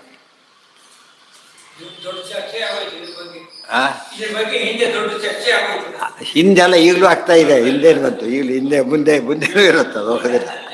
ವಾಸುದೇವ ಅಂದರೆ ನಮ್ಮಲ್ಲಿ ಏನು ಕೆಲವು ವಾದಗಳನ್ನಾಗೆ ಉಳಿಸಿಬಿಡ್ತಾರೆ, ಅದಾಗಬಾರ್ದು. ಅದು ಅನ್ಸೈಂಟಿಫಿಕ್. ಅದು ಒಂದು ವಾದ ಬಂದಮೇಲೆ ಮುಗಿಸ್ಬಿಡ್ಬೇಕದು, ಮತ್ತೆ ಇನ್ನೊಂದು ಸತ್ಬೇಕಂತ ತೊಗೊಳಕ್ಕೆ ಹೋಗಬಾರ್ದು. ಕ್ಲೋಸ್ ಅದು ವಿಷಯ, ಇಶ್ಯೂ ಕ್ಲೋಸ್ಡ್ ಅಷ್ಟೇ. ವಾಸುದೇವ ಆಚಾರ್ಯ ಎಲ್ಲ ಕ್ಲೋಸ್ ಮಾಡಿ ಇಶ್ಯೂಗಳು ನಮ್ಮ ಜ್ಞಾನವೃದ್ಧಿಗೆ ಉಪಯೋಗಿಸ್ಬೇಕೇ ಹೊರತು ಅದನ್ನು ಹೊಸ ಸಂಶಯ ಕ್ರಿಯೇಟ್ ಮಾಡ್ಲಿಕ್ಕಲ್ಲ. ಏನ ಯಾರ ಚೈತ್ಯ ಅವೆಲ್ಲ ಬೇಡ, ಮತ್ತೆ ಹೆಸರುಗಳು ಬೇಡ ಯಾರ್ದು ಕೂಡ. ವಾಯುವಾಹನ ವಾಯು ತುಂಬ ಅರ್ಥ ಇದೆ ವಾಯುವಾಹನ ಎಂಬುದಕ್ಕೆ. ಏನರ್ಥ ಮೊದಲನೇದು ಅಂದರೆ ಅಶೋಕ ಆಯ್ತಲ್ಲ ಈಗ. ತಾರಹ ಶೂರ, ಪರಮಾತ್ಮ ಶೂರ, ಅತ್ಯಂತ ಶೂರ ಇತಿ ಚ, ಶೂರನ್ನು ಮಾಡ್ತಾನೆ ಕೊಡ ಪರಮಾತ್ಮ. ಇಲ್ಲಿ ಮಾಡಿದ ಅರ್ಜುನ ಯುದ್ಧ ಬಿಟ್ಟು ಕೊಡ್ತಿದ್ದ, ಅರ್ಜುನ ಮಾಡಿ ತಸ್ಮಾತ್ ಯುದ್ಧಸ್ವ ಭಾರತ, ಎದ್ದೇಳು ಯುದ್ಧ ಮಾಡು. ಅರ್ಜುನ ಮಾಡೋಕ್ಕೆ ಸಾಧ್ಯ, ಶೌರ್ಯ ಇದೆ, ಉಪಯೋಗಿಸೋಕ್ಕೆ ಸಾಧ್ಯ ಇರಲಿಲ್ಲ. ಅದಕ್ಕೆ ಶೂರಯತಿ ಅನ್ಯಾನಪಿ ಅರ್ಜುನಾದೀನ್, ಅದಕ್ಕೆ ಶೂರ. ಆಮೇಲೆ ಶೌರಿ ಅಂದ್ರೇನು? ಸಾಮಾನ್ಯವಾದ ಅರ್ಥ ಏನು? ಶೂರನ ಮಗ ಯಾರು? ಶೂರನ ಮಗ ವಸುದೇವನ ಮಗ ಕೃಷ್ಣ, ಅದಕ್ಕೆ ಶೌರಿ. ಪದನ ಉಪಯೋಗಿಸ್ಬೇಕಾದ್ರೆ ಮಗನಿಗೂ ಶೌರಿ ಅನ್ಬೋದು, ಆ ವಂಶದವನಿಗೂ ಶೌರಿ ಅಂತ ಕರಿಬೋದು. ಗೋತ್ರಾಪತ್ಯನೂ ಆಗ್ಬೋದು, ಸಾಕ್ಷಾತ್ಪತ್ಯನೂ ಆಗ್ಬೋದು. ಆ ಅರ್ಥವದು ಹೊರಗಿಂದು. ಅಂದರೆ ಕೃಷ್ಣ ರೂಪನು ಸಾಕ್ಷಾತ್ ನಾರಾಯಣ ರೂಪ ಅಂತ ಅರ್ಥ ಮಾಡಕ್ಕೆ ಅದನ್ನು ಹೇಳ್ತಾರೆ. ಈ ಕೃಷ್ಣ ಅಲ್ಲೇ ಅಲ್ಲ ಅಂತ ಅರ್ಥ ಅಲ್ಲ ಅದಕ್ಕೆ. ಕೃಷ್ಣ ಹೌದು, ಕಾಣಿಸ್ಕೊಂಡಿದ್ದು ಹೌದೇ ಹೊರತು ಅದು ನಿಜವಾದ ಹುಟ್ಟಿದವನಲ್ಲ, ಕಾಣಿಸ್ಕೊಂಡವನು. ಇನ್ನೇನು ಶೂರವಂಶದಲ್ಲಿ ಹುಟ್ಟಿದ್ದಾರೆ, ಇಡೀ ವಂಶವನ್ನೇ ಬೆಳೆಸಿದವನು ಕೃಷ್ಣ, ಗೊತ್ತಾಯ್ತಾ? ಯಾಕೆ ಕಂಸ ಕೊಲ್ಲಕ್ಕೆ ತಯಾರಾಗಿದ್ದವನು. ವಸ್ತುವನ್ನು ಯಾರ ಮಕ್ಕಳು ಉಡಿಬಾರದು ಅಂತ ಹೇಳಿ ಏನಾಗ್ತಿತ್ತಲ್ಲಿ ವಂಶ ನಿರ್ವಂಶ ಮಾಡ್ತಾ ಇದ್ದ. ಶೂರವಂಶವನ್ನು ಬೆಳೆಸಿದವನಾದ್ದರಿಂದ ಶೂರನಿಗೆ ಆ ಶಕ್ತಿ ಇಲ್ಲ, ಶೂರರಾಜನಿಗೆ. ಅವು ವಯಸ್ಸಲ್ಲಿ 5-6 ಜನ ಇರೋದೇ ಇಲ್ಲ ಫಸ್ಟ್ ಅವರು. ಅದು ಬೆಳೆಯುತ್ತೆ ಅಂದ್ರೆ ಏನರ್ಥ? ಒಳನಿಂದ ಪರಮಾತ್ಮ ಬೆಳೆಸ್ತಾ ಇದ್ದಾನೆ. ಆಮೇಲೆ ಜನೇಶ್ವರ, ಜನಾನಾಂ ಈಶ್ವರ ಜನೇಶ್ವರ, ಎಲ್ಲ ಜನರಿಗೂ ಸ್ವಾಮಿಯಾದವನು, ಒಂದರ್ಥ. ಇನ್ನೊಂದರ್ಥ ನಜಾಯಂತೆ ಇತಿ ಜನಾಃ ಮುಕ್ತಾಃ, ಮುಕ್ತರಿಗೂ ಸ್ವಾಮಿಯಾದವನು, ಮುಕ್ತಾನಾಂ ಪರಮಾಗತಿ. ಪರ್ಮನೆಂಟ್ ಆದಮೇಲೆ ಯಾವಾಗ ಹುಚ್ಚುಚ್ಚಾಗಿರ್ಬೋದಾ? ಅವನಿಗೂ ಒಡೆಯರೆಲ್ಲ ಕಾಮನ್ ಇದ್ದೇ ಇರುತ್ತದು. ಅದಕ್ಕೆ ಮುಕ್ತೇಶ್ವರ ಅಂತ ಅರ್ಥ. ಅಥವಾ ನಜ್ಜಾಯತೆ ಇತಿ ಜನಃ, ಗೊತ್ತಾಯ್ತಾ? ಈಶೇಭ್ಯೋ ವರ ಇತಿ ಈಶ್ವರ, ಜನಶ್ಚಾಸೌ ಈಶ್ವರ, ಹಾಗೂ ಮಾಡ್ಬೋದು. ಜನಾನಾಂ ಈಶ್ವರ, ಜನರು ಅಂತ ಹೇಳಿದರೆ ರುಜುಗಳು. ಯಾತಕ್ಕೆ? ನಜಾಯಂತೆ ಇತಿ ಜನಃ, ಉಳಿದವರಂತೆ ಹುಟ್ಟೋರಲ್ಲ ಅವರು, ಗರ್ಭ ಪ್ರವೇಶನೇ ಮಾಡ್ತಾ ಹುಟ್ಟುತ್ತಾರೆ, ಗರ್ಭವಾಸ ದುಃಖ ಇಲ್ಲದೆ ಹುಟ್ಟುತ್ತಾರೆ. ಆದ್ದರಿಂದ ಜನರಾದರೂ ಹುಟ್ಟಿದವರಲ್ಲ ಅವರು, ಅರ್ಥ ಆಯ್ತಾ? ಆದ್ದರಿಂದ ಅವರಿಗೆ ಈಶ್ವರ, ಬ್ರಹ್ಮವಾಯುಗಳು ಮೊದಲಾದವರು ಈಶ್ವರನಾಗಿದ್ದಾನೆ. ಅಂದಮೇಲೆ ಈತನಿಗೆ ಹುಟ್ಟಿಲ್ಲ ಅಂಬುದು ಕನ್ಫರ್ಮ್ ಆಯ್ತು ನನಗೆ. ಅನುಕೂಲ ಶತಾವರ್ತ ಅನುಕೂಲ, ಪರಮಾತ್ಮ ಹೇಗಿದ್ದಾನೆ ಯಾವಾಗಲೂ ಕೂಡ ಭಕ್ತರಿಗೆ ಅನುಕೂಲ ಮಾಡ್ತಾನೆ, ಅನನುಕೂಲ ಮಾಡೋದಿಲ್ಲ. ಒಳ್ಳೆಯದನ್ನೇ ಮಾಡ್ತಾನೆ, ಕೆಟ್ಟದ್ದು ಮಾಡೋದಿಲ್ಲ. ಆದದ್ದೆಲ್ಲ ಒಳಿತೇ ಆಯಿತು. ನಮಗೆ ಕೆಟ್ಟದಾಯಿತು ಅಂದರೆ ದೇವ್ರು ಮಾಡಿದ್ದಲ್ಲ, ಅದು ನಮ್ಮ ಕರ್ಮಕ್ಕೆ ತಕ್ಕಂತೆ ಮಾಡಿದ್ದು. ಬೆಸ್ಟ್ ವ್ಯಾಲ್ಯೂಯರು ಫೇಲ್ ಮಾಡೋದಿಲ್ಲ, ಫೇಲ್ ಆಗಿದ್ದು ತಿಳಿಸ್ತಾನೆ ಅಷ್ಟೇ, ತಿಳಿಸ್ತಾನೆ. ಆದರೆ ಪಾಸ್ ಅಂತ ಮಾಡಲೇಬೇಕು, ಇಲ್ಲದ್ರೆ ಇನ್ವ್ಯಾಲಿಡ್ ಅದು. ತಾನೇ ಪಾಸ್ ಅಂತ ಬರ್ಕೊಳ್ಳೋಗಿಲ್ಲ, ಒಪ್ಪಿದ ಮೇಲೆ ಪಾಸ್ ಆಗೋದು. ಅದಕ್ಕೆ ಯಾರಿಗೆ? ನಮಗೆ, ತನಗಲ್ಲ, ದೇವ್ರಿಗೆ ಅನುಕೂಲ ಏನಾಗಬೇಕಾಗಿದೆ, ಸ್ವತಂತ್ರ ಅದಕ್ಕೆ ಅನುಕೂಲ ಆಗಬೇಕಾಗಿದೆ. ಈಗ ಬಸ್ಸಲ್ಲಿ ಹೋಗ್ತಾನೆ, ನಾವು ಡ್ರೈವರ್ ಕೊಡ್ತಾನೆ, ಅವನೇನು ಇದು ಮಾಡೋಂಗಿಲ್ಲ. ನಾವು ಹೋಗೋದವ್ರು ಬಸ್ಸಲ್ಲಿ ನೆಲೆಸಕ್ಕೆ ಬರೋದಿಲ್ಲ, ಅವ್ರು ಫಸ್ಟು ಡಿಪೆಂಡೆನ್ಸ್ ಇದೆ. ಕಾರಲ್ಲಿ ಹೋಗ್ತಾರೆ, ಕರ್ಕೊಂಡು ಹೋಗ್ತಾನೆ, ಕರ್ಕೊಂಡು ನಿಯಮ ಇಲ್ಲ, ಅದಕ್ಕೇನು ಅನುಗ್ರಹ. ಅದು ಅನುಗ್ರಹ ಇಲ್ಲ ಅಂತಲ್ಲ, ಬಟ್ ವ್ಯಾಪಾರನೂ ಇದೆ, ಮ್ಯೂಚುವಲ್ ಇದೆ. ದೇವರಿಗೆ ಯಾವುದು ಮ್ಯೂಚುವಲ್ ಇಲ್ಲ. ಏನು ಮಾಡಿದರೆ ಅದಕ್ಕೋಸ್ಕರ ಮಾಡ್ತಾನೆ, ನಾವು ಪ್ರಯೋಜನ ಹೊತ್ತು ಕರುಣೆ ಅಷ್ಟೇ ಹೊರತು ಬೇರೆ ಯಾವ ಕಾರಣವೂ ಇಲ್ಲ. ನಮಗೆ ಕರುಣೆ ಜೊತೆ ದುಡ್ಡು ಬೇಕಾಗಬಹುದು, ಸಾಮಾನ್ಯ ಬೇಕಿಲ್ಲದೆ ಯಾರೂ ಮಾಡೋದಿಲ್ಲ. ಆ ಸ್ಥಿತಿ ಅದು ತಪ್ಪು ಅಂತ ಕರೆಯೋದೇ ಇಲ್ಲ. ಇವತ್ತೆ ತರಕಾರಿ ಕೊಂಡ್ಕೊತೀರಿ ನೀವೀಗ, ಮನೆ ತಂದು ಕೊಡ್ತಾನೆ, ಒಂದು ವಿಷಯ ಅನುಗ್ರಹ ಅದು. ಯಾಕೆ ಬರೋದಿಲ್ಲ ಅಂದರೆ ಬದೀತಿ ಆಗ್ತಿತ್ತಾಗ. ಆದರೆ ಅವ್ರಿಗೆ ದುಡ್ಡು ಇಲ್ಲದೆ ಕೊಡ್ತಾನೆ. ಆ ಥರ ಕಾನ್ಸೆಪ್ಟ್ ಇಟ್ಕೊಂಡ್ರೆ ನಮಗೆ ಪುಣ್ಯವೃತ್ತರದೇ ಕೆಲಸನೂ ಆಗ್ತದೆ. ಬರೀ ಅದನ್ನ ಲೆಕ್ಕ ಹಾಕಿದರೆ ತಪ್ಪಾಗುತ್ತೆ. ಅದು ಅಮಾಫಲೇಶು ಕದಾಚಾರ, ಒಪ್ಪೋದಕ್ಕೆ ಸಾಧ್ಯ ಇಲ್ಲ. ಅನುಕೂಲ ಸದಾಕಾಲ ಅನುಕೂಲ ಅನುಕೂಲಯತಿ ಇತಿ ಅನುಕೂಲ. ನಾವು ಅನುಕೂಲನೇ ಮಾಡಿಕೊಡ್ತಾನೆ. ಆ್ಯಕ್ಚುಲಿ ಸಿಂಪಲ್ ಅದು. ಆಫೀಸ್ನವರು ಡೆಲ್ಲಿಗೆ ಹೋಗಿ ಬಾ ಅಂತ ಹೇಳಿದ್ರು, ಎಲ್ಲ ಅನುಕೂಲ ಮಾಡಿರ್ತಾರೆ ಅವರು. ಇವನೇನು ತೊಗೋಬೇಕಾ, ಟಿಕೆಟ್ ರೆಡಿ, ಎಲ್ಲ ರೆಡಿ. ಹೋಗ್ಲಿಕ್ಕೆ ಇದು ಬುಕ್ ಮಾಡ್ತಾರೆ, ಅಲ್ಲಿ ಬುಕ್ ಮಾಡಿರ್ತಾರೆ, ಅಲ್ಲಿ ನಿಂತ್ಕೊಂಡಿರ್ತಾರೆ ಅವರು, ಇವ್ರನ್ನೇ ರಿಸೀವ್ ಮಾಡೋಕ್ಕೋಸ್ಕರ. ಇದೆಲ್ಲ ಅನುಕೂಲ ಮಾಡಿ, ಮತ್ತೆ ಲಾಡ್ಜ್, ಮತ್ತೆ ಊಟದ ವ್ಯವಸ್ಥೆ, ಮತ್ತೆ ಬರೋದು ಇಲ್ಲದ್ರೆ ಯಾರು ಆಫೀಸ್ ಕೆಲಸ ಇಷ್ಟು ಮಾಡೇ ಮಾಡೋದಿಲ್ಲ. ಹೇಗೆ ಮಾಡ್ತಿದ್ರು? ಅನುಕೂಲ ಏತಿ ಸರ್ವಂ ಸದಾ ಅನುಕೂಲ ಏವ. ಪ್ರತಿಕೂಲ ಪ್ರತಿಕೂಲ ಆಪೋಸಿಟ್. ಮತ್ತು ಆಪೋಸಿಟ್ ಎಲ್ಲೆಲ್ಲಿ ಮಾಡಿರ್ತಾರೆ ನಮ್ಮ ಕರ್ಮದ ಫಲ. ಎಲ್ಲಿ ಸರಿಯಾಗಿ ಮಾಡಿರ್ತಾರೆ ಅನುಕೂಲ. ಇವತ್ತು ಆ ಭಾವನೆ ಇರಲಿ ಬೇಕಾದ್ರೆ. ಇವತ್ತು ಆಫೀಸ್ ಮಾಡೋದು ಕಣ್ಣಿಗೆ ಕಾಣಿಸ್ತದೆ, ದೇವ್ರು ಮಾಡೋದು ಕಣ್ಣಿಗೆ ಕಾಣಿಸೋದಿಲ್ಲ. ಬಟ್ ದೇವರೇ ಎಲ್ಲ ಮಾಡೋದು ದೇವರೇ. ಸಂಧ್ಯಾವಂದನೆ ಮಾಡ್ತೀನಿ ಅಂತ ಹೊರಡಿ ನೀವೀಗ, ಇದಕ್ಕಿಂತ ಅನುಕೂಲ ಶುರುವಾಗ್ಬಿಡುತ್ತೆ ಬರ್ಲಿಕ್ಕೋಸ್ಕರ. ಪೂಜೆ ಮಾಡ್ತೀನಿ ಅಂದ್ಕೊಳ್ಳಿ, ಅದಕ್ಕೆ ಅನ್ಕೊಳ್ಳೋದೇ ಇಲ್ಲ, ಮಾಡಿಬಿಟ್ರೆ ಕರೆಕ್ಟ್ ಅಂತೇಳಿ ಅನ್ಕೊಳ್ಳೋದೇ ಇಲ್ಲ. ಕೂತಲ್ಲೇ ಆಗುತ್ತೆ ಕೆಲಸ. ಯಾರೋ ಏನೋ ತರ್ಕೊಂಡು ಏನೋ ಬರುತ್ತೆ, ಅನ್ಕೋದಕ್ಕೆ ಚೆನ್ನಾಗಿ ಆಗೋಗ್ಬಿಡ. 4 ದಿವಸ ಮಾಡಿದ್ರೆ ಬಿಡ್ಲಕ್ಕೆ ಮನಸ್ಸು ಬರಲ್ಲ. ಆಮೇಲೆ ಯಾತಕ್ಕೆ? ದೇವ್ರು ಮಾಡೇ ಮಾಡಿ. ದೇವರಿದ್ದಾನೆ ಈ ಭಾವನೆ ಯಾವಾಗಲೂ ಇರಬೇಕು. ರಾಯರಿದ್ದಾರೆ ಅಂತ ಪದ ಉಪಯೋಗಿಸಲ್ಲ. ದೇವ್ರು ಅವ್ರಿಗೆ ಪಾಪ ಜನಗಳಿಗೆ ಎಲ್ಲರಿಗೂ ಏನು ಗೊತ್ತಿಲ್ಲ, ದೇವ್ರಿಗೆ ಗೊತ್ತಿಲ್ಲ, ಸರಿ ಹೋಗುತ್ತೆ. ಅದು ನಿಜವಲ್ಲ. ಅಮ್ಮ ಇದ್ದಾಳೆ ಹೇಳ್ತಾರೆ, ಬಟ್ ನಮಗೆ ಕಾಣಿಸುತ್ತೆ ಒಳಗಿದ್ದು ಮಾಡೋದು ದೇವರೇನೆ. ಎಲ್ಲ ಮಂದಿರು ಮಾಡಬೇಕಾಗಿಲ್ಲ. ಮಕ್ಕಳನ್ನು ಬಾವಿಗೆ ಹಾಕಿ ಆತ್ಮಹತ್ಯೆ ಕೊಲೆ ಇಲ್ಲೇ ಎಷ್ಟು ಜನ ಇಲ್ಲ. ಅಂಥ ತಾಯಿ ಇದ್ದರೆ ಏನು ಮಾಡ್ತಿದ್ರಿ? ಒಳಗಿದ್ದು ದೇವರ ಬುದ್ಧಿ ಕೊಟ್ಟಿಲ್ಲ. ಆದ್ದರಿಂದ ನಮ್ಮ ತಾಯಿ ಆಗ್ಲಿಕ್ಕೆ ಕಾರಣ ದೇವರ ಅನುಗ್ರಹ. ಇಲ್ಲದರ ಆಗಬೇಕಾಗಿರಲಿಲ್ಲ. ಅಲ್ಲ ಅಲ್ಲ ಅಲ್ಲ ಅಲ್ಲ ಅಲ್ಲ ಅಲ್ಲ ಮಾಡಬೇಕು ಅಂತಿಲ್ಲ. ಮೊದಲೇ ಹೇಳಿದೆ ನಿಮಗೆ. ಇವತ್ತು ನಿಮ್ಮ ರೂಲ್ ಇದೆ. ಪೇಪರಲ್ಲಿ ಮೊನ್ನೆ ಬಂತು, ಯಾರೋ ರಿಟೈರ್ ಆದಮೇಲೆ ಕೊಟ್ಟಿದ್ದಾರೆ. 15 ವರ್ಷ ಆದಮೇಲೆ ಬೆನಿಫಿಟ್. 15 ವರ್ಷ ಆದಮೇಲೆ ಅವ್ನು ಬದುಕಿದಾರ ಸತ್ತಿದ್ದಾರೆ ಪಾಪ. ಅನುಕೂಲ ಮಾಡಲಿಲ್ಲ, ಅವನು ಕೈಯಲ್ಲಿದೆ. ಅದು ಇನ್ನೇ ಯೋಗ್ಯತೆ ಇದ್ದು ಮಾತ್ರಕ್ಕೇನೆ ಏನು ಮಾಡಬೇಕಾಗಿಲ್ಲ, ಕೊಡಬೇಕು ಅಂತ ನಿಯಮ ಇಲ್ಲ. ಇವತ್ತು ಸಾಮಾನ್ಯ ಯೋಗ್ಯತೆ ಇದ್ದರೆ ಕೊಡೋದಿಲ್ಲ, ಕಾಲ ಬಂದೋಗಿದೆ. ಗೊತ್ತಾಯ್ತಾ? ಅದು ಪ್ರತಿಕೂಲನೇ ಮಾಡ್ತಿರೋದು. ಪ್ರತಿಕೂಲ ಅಂತ ಕರಿಬೇಕಲ್ಲ. ದೇವರು ಯಾವ ಮಾಡೋ ಅನುಕೂಲ. ಇನ್ನೊಂದು ಸ್ವಾರಸ್ಯ ಇದೆ, ನಮಗೆ ದುಃಖ ಕೊಡ್ತಾರೆ ಅಂತ ತಿಳ್ಕೊಬೇಡ. ನಾವು ಮಾಡಿದ ಪಾಪದ ಫಲ ಅದು. ಆದರೆ ದೇವರು ಸರಿಯಾಗಿ ಪಾಪದ ಫಲ ಕೊಟ್ಟರೆ ಅನುಭವಿಸ್ಲಿಕ್ಕೆ ಯಾರಿಗೂ ಸಾಧ್ಯ ಇಲ್ಲ. ಎಷ್ಟು ಮಾಡ್ತಾನೆ ಅದನ್ನು? ತುಂಬ ಕಡಿಮೆ ಮಾಡಿ ಕೊಡ್ತಾನೆ. ಇವನ್ ದುಷ್ಟರನ್ನು ಕೂಡ ಕೊಂದುಬಿಟ್ರೆ ಏನಾಗ್ತದೆ? ಎಲ್ಲರನ್ನು ನಷ್ಟ ಮಾಡೋದಿಲ್ಲ. ಪರಮಾತ್ಮ ಸರ್ಕಾರದಲ್ಲಿ ಮರಣದಂಡನೆ ಇಲ್ಲ, ಜೀವಾವಧಿ ಶಿಕ್ಷೆ ಅಷ್ಟೇ, ಮರಣದಂಡನೆ ಇಲ್ಲ. ಇವರಂತಾರೆ ಮಾಡ್ತಾ ಇದ್ದಾರೆ. ಒದಿಸೋ ಶಕ್ತಿ ನಿಮಗಿಲ್ಲ, ಆದರೂ ಮರಣದಂಡನೆ ಮಾಡ್ತೀರಿ. ಹೇಗಿದೆ ಆದರೂ ಮಾಡೋದಿಲ್ಲ. ಯಾಕೆ? ಆ ವಸ್ತುಗಳನ್ನು ಉಳಿಸ್ತಾನೆ. ಹಾಗೆ ಅನುಕೂಲ ಶತಾವರ ಪದ ಅರ್ಥ ಮಾಡ್ಕೊಂಡ್ಬಿಟ್ಟು ಏನು ಅನುಕೂಲ, ಏನು ದೇವ್ರ ಹೆಸರು ಅಂತ ನಮಗೆ ಅನಿಸ್ತದೆ ನೋಡಿದರೆ. ಇವೆಲ್ಲ ದೇವ್ರ ಹೆಸರಾ? ಅಲ್ಲ. ಅನುಕೂಲ ಮಾಡಿಕೊಡ್ತಾನೆ ಅಂತ ಹೇಳಿದಾಗ ದೇವರು ಎಷ್ಟು ನಮಗೆ ಕನೆಕ್ಟ್ ಆಗ್ತಾನೆ. ಅವ್ರ ಪಾಡಿಗೆ ಅವರು, ನಮ್ಮ ಪಾಡಿ ನಾವಿದ್ರೆ ಖಾಲಿ ಕಾರ್ ಹೋಗ್ತಿರುತ್ತೆ, ಹಚ್ಕೊಂಡು ಹೋಗೋದಿಲ್ಲ ಅವನು. ಏನು ಡಿಮ್ಯಾಂಡ್ ಮಾಡೋಕ್ಕಾಗುತ್ತಾ ನೀವು? ಸಾಧ್ಯ ಇಲ್ಲ. ಆದರೆ ದೇವ್ರು ಏನು ಮಾಡ್ತಾನೆ? ಪ್ರತಿ ಕ್ಷಣದಲ್ಲೂ ಅನುಕೂಲ. ಅಲ್ಲ ಒಮ್ಮೊಮ್ಮೆ ಅನುಕೂಲ ಮಾಡ್ತಾನೆ ಅಂತ ತಿಳ್ಕೊಬಾರ್ದು. ಮತ್ತೆ every fraction of A second ನಮ್ದು ಏನು ಮಾಡ್ತಾ ಇದ್ದಾನೆ ದೇವರು? ನಮಗೆ ಅನುಕೂಲ ಮಾಡ್ತಾನೆ ಇರ್ತಾನೆ. ನಾವು ಅರ್ಥ ಮಾಡಿಕೊಡೋದೆ ಯಾರೋ ಮಾಡಿದ್ರು ಅಂತ ಹೇಳ್ತಿರ್ತೇವೆ. ಮುಖ್ಯವಾಗಿ ಮಾಡೋದು ದೇವರೇನೆ. ಅದೇ ಅಧಿಷ್ಠಾನ ಇನ್ನೊಬ್ರು ಇರ್ಬೋದು, ಆದರೆ ಮಾಡಿಸೋದು ಮಾತ್ರ ದೇವರೇನೆ. ಶತಾವರ್ತ ಶತಾವರ್ತ. ಶತ ಅಂದರೆ 100 ಬಾರಿ ಸುತ್ತಿಸ್ತಾನೆ. ಒಂದು ಅವತಾರ ಮಾಡ್ತಾನೆ ಅಂತ ಒಂದರ್ಥ, ಜಗಸೃಷ್ಟ್ಯಾದಿ ಮಾಡ್ತಾನೆ ಅಂತ ಇನ್ನೊಂದು ಅರ್ಥ, ಮತ್ತು ದುಷ್ಟರನ್ನು ಆವರ್ತಯತೆ ಅಂತ ಇನ್ನೊಂದು ಅರ್ಥ. ಶತಂ ಇನ್ನೊಂದು. ಶ ಅಂದರೆ ಸುಖ, ಶ ಅಂದರೆ ತಾ ಅಂದರೆ ಕೂಡಿದವನು. ಅವರನ್ನು ಪರಮಾತ್ಮ ಏನು ಮಾಡ್ತಾನೆ? ಮುಕ್ತರನ್ನು ಮಾಡ್ತಾನೆ ಇರ್ತಾನೆ ಜನಗಳನ್ನು. ಅವ್ರು ಆವರ್ತ ಮಾಡಬಾರ್ದು. ಬರದಂತೆ ನೋಡ್ಕೊಳ್ತಾನೆ. ಮುಕ್ತರಾದವ್ರು ವಾಪಸ್ ಬರದೇ ಇರೋದು ಆಟೋಮೆಟಿಕ್ ಅಲ್ಲ. ಮತ್ತೆ ಏನದು? ಮತ್ತೆ ದೇವರ ಅನುಗ್ರಹಣೆ. ಅದಕ್ಕೆ ಮುಕ್ತಾನಾಂ ಪರಮಾಗತಿ, ಅದಕ್ಕೆ ವಿವರಣೆ. ಶತಾವರ್ತ. ಪದ್ಮಿ. ಪದ್ಮ ಅಂದರೆ ಮಹಾಲಕ್ಷ್ಮಿ. ಪದ್ಮಿ ಅಂದರೆ ಏನು? ಲಕ್ಷ್ಮೀಪತಿ ಅಂತ ಅರ್ಥ. ಪದ್ಮಿ ಎಲ್ಲರೂ ತಾಗ ಸಾಧ್ಯ ಇಲ್ಲ. ಲಕ್ಷ್ಮೀಪತಿ ಪರಮಾತ್ಮ ಒಬ್ಬನೇ. ಯಾವುದೋ ಶಾಪವಶಾತ್ಕರು ಏನಾಗಿರ್ತಾರೆ, ಹನ್ನೆರಡು ಏನಾಗಿರಬಹುದು. ಆದರೆ ಮಹಾಲಕ್ಷ್ಮಿ ಪತಿ ಬೇರೆ ಯಾರೂ ಆಗ್ಲಿಕ್ಕೆ ಸಾಧ್ಯ ಇಲ್ಲ. ಭಾರತೀ ಪತಿ ಬೇರೆ ಯಾರೂ ಆಗಕ್ಕೆ ಸಾಧ್ಯ ಇಲ್ಲ. ಉಳಿದವರಲ್ಲಿ ಯಾವುದೋ ಕಾರಣದಿಂದ ಹೆಚ್ಚು ಕಡಿಮೆ ಆಗ್ಬೋದು. ಶಾಪವಶಾತ್ ಅವರೆಲ್ಲ ಬಂತಲ್ಲ, ಅದು ಆಗದಂತೆ ಪಾಪ ಬರದಂತೆ ವ್ಯವಸ್ಥೆ ಮಾಡಿದರೆ ಹೊರತು ಇಲ್ಲದ ಹೋದರೆ ದೋಷ ಆಗ್ತಿತ್ತು. ಅದು ಪದ್ಮನಿಭೇಕ್ಷಣ. ಪದ್ಮನಿಭೇಕ್ಷಣ. ಪದ್ಮದ ನಿಭ ಅಂದರೆ ಸದೃಶ. ಪದ್ಮನಿಭ ಅಂದರೆ ಕಮಲದಂಥ ಕಣ್ಣುಳ್ಳವನು. ಅದು ಈ ಕ್ಷಣ ಶಬ್ದ ಕಣ್ಣು ಅಂತನೂ ಅರ್ಥ, ದೃಷ್ಟಿ ಅಂತನೂ ಅರ್ಥ.